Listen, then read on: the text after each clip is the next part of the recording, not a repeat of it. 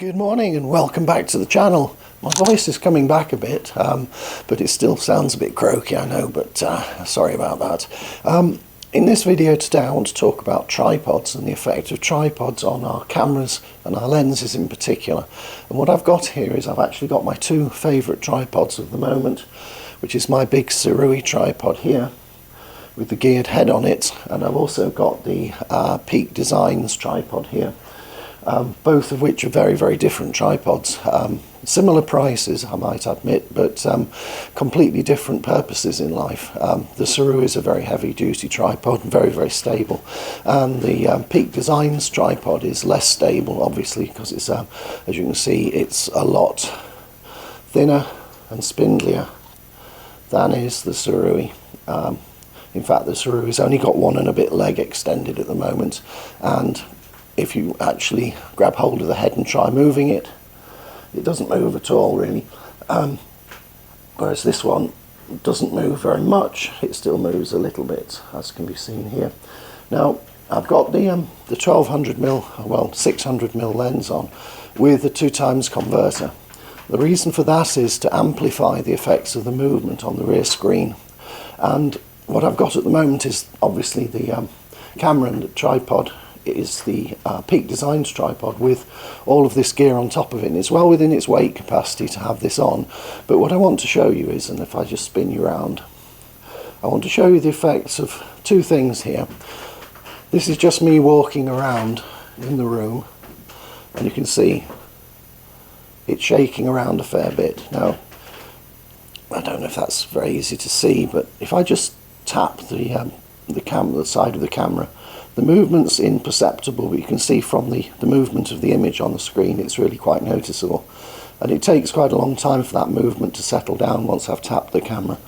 So I tap the camera and it's still moving, it's dying out now several seconds later. Now at the moment the camera is set with the stabilization off, or the lens, sorry. If I put the stabilization on, look at the difference this has to just wait for the stabilization to kick in, and I touch the camera and it virtually instantly has stabilized it, even though it's on a tripod that's actually allowing it to move very slightly.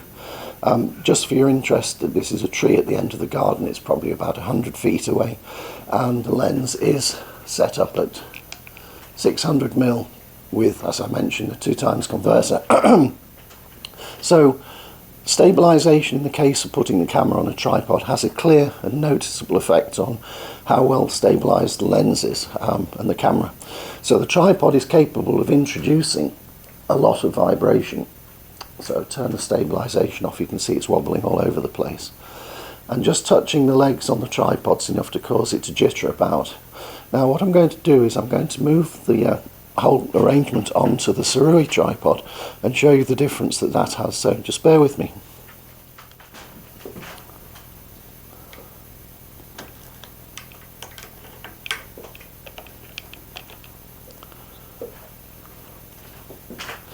Okay, so that is now mounted onto the Sirui tripod, and we'll see the difference that this has got. So before I was tapping the camera, I've got the stabilization off. If I tap the camera, there's far less movement and it virtually settles to nothing the moment I finish tapping the camera,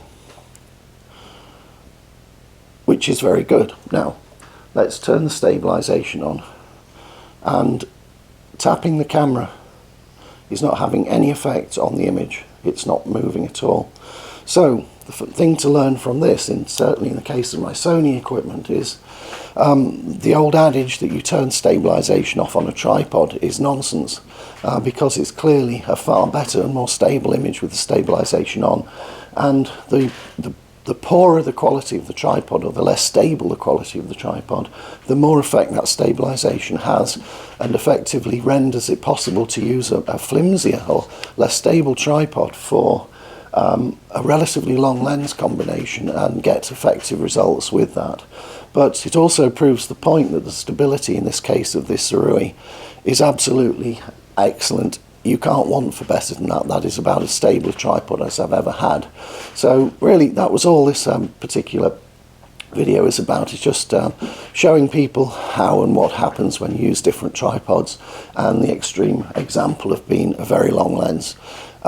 It obviously means use a tripod, but don't be afraid to have the stabilization on. It might not work for other people's cameras, and you'd have to try it, much as I've done here, to actually find out for yourself. But certainly for the equipment I've got, stabilization on a tripod is definitely the way to go.